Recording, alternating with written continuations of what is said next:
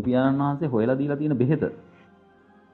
මේ ලෝකේ තියෙන දරුණුම ලෙඩේට හොයලා දුන්න බෙහෙත. මොකක්ද දරුණු ලෙඩේ? අවසාන මොහොත එනවා සියලු දුක්ඛන්දා කුරුම වෙන මොහොතක්.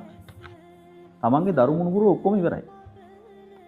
එකතු පහදු කරගත්ත සියලු ධනය ඉවරයි. මේ තාක් කාලයක් හිටපු ඥාති හිතමිත්‍රාදීන් ඔක්කොම ඉවරයි. යන්නේ කොහෙටද කියලා දන්නේ නැහැ. මට කියන්නේ ඒ මොහොත නෙමෙයිද ජීවිතේ එන අන්තිම දරුණුම මොහොත. ඒක නෙමෙයිද අමාරුම එක. ඉතින් ඕකවේ හැම කෙනෙකුටම ওই ජීවිතේ කොතනකදී හරි ඕක හම්බ වෙනවා.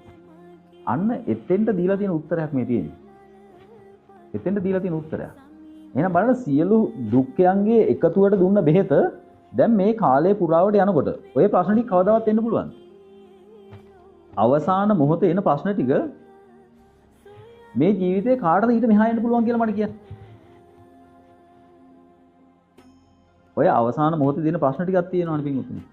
ඕම් ඔය ප්‍රශ්න ටික ඔක්කොම එක මොහොතක විනාඩි 4-5ක් ඇතුළත නැත්තම් පැය භාගයක් ඇතුළත ඔය එන ප්‍රශ්න ටික ජීවිතේ කොතනද අපිට ඊට මෙහා පැත්තේ දෙන්නේ? එහෙම එන්න පුළුවන්. උදාහරණයක් කරන් කතා කරමු. ඔබ ගෙදරින් යන්න හදනවා රස්සාවට. බලනකොට පර්ස් එක නැහැ. තිබ්බ දැන් පොඩි එක්කෙනා ගිහිල්ලා සෙල්ලම් කරලා කොහේ හරි දාලා. දැන් පර්ස් එක හොයනවා තාම නැහැ. පර්ස් එක හොයන අතරේ පොඩි ෆෝන් එකක් නැහැ. දැන් වැඩට යන්න වෙලාවත් හරි. දැන් හිතේ ස්වභාවය කොයි වගේද? ඈ?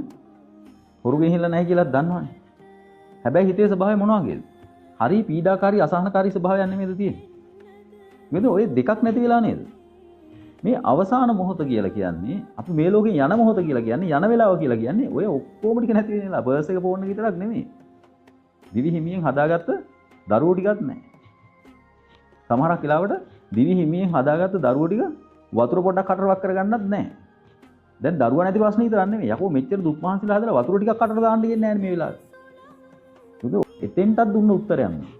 එහෙනම් ඊට මෙහා තියෙන ප්‍රශ්න වලට මේ උත්තරේ දැම්මට පස්සේ ප්‍රශ්න දේවා.